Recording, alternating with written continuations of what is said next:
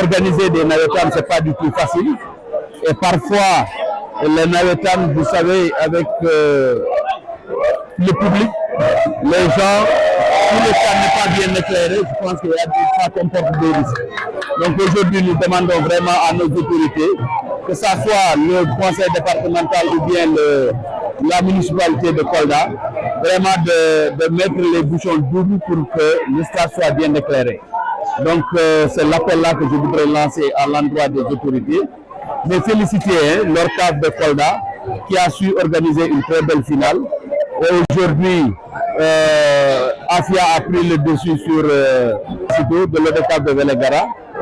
Et Afia encore confirme sa suprématie au niveau des navétanes à Kolda.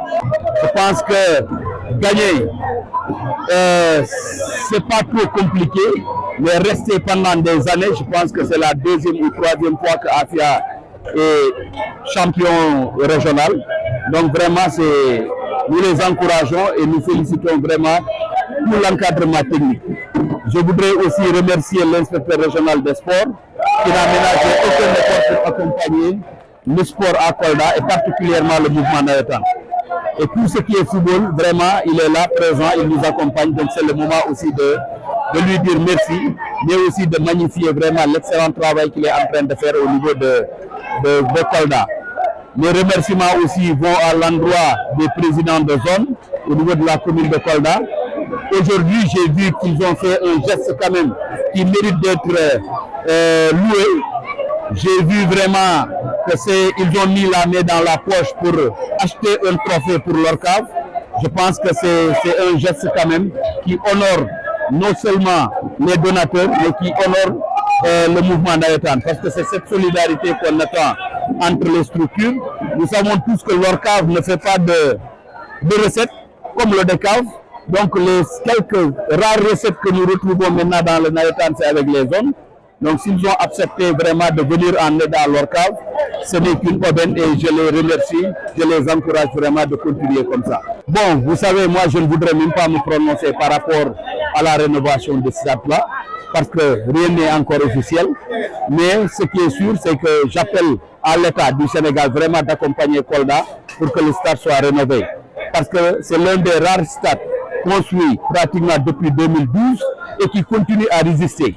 Mention spéciale au directeur du stade, honnêtement, qui a fait des efforts pour que le stade continue à être rénové. Si vous regardez, on a renouvelé 2 fois le stade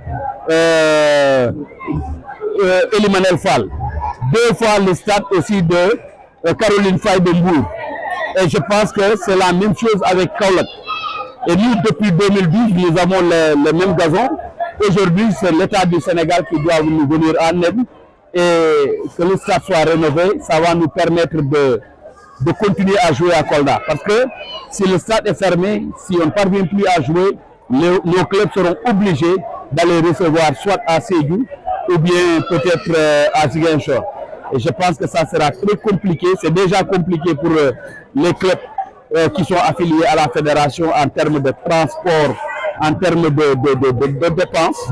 Donc aujourd'hui, moi je pense que pendant la saison morte, avant que le championnat ne démarre, on pourrait vraiment que l'État du Sénégal puisse nous aider pour que le terrain soit rénové.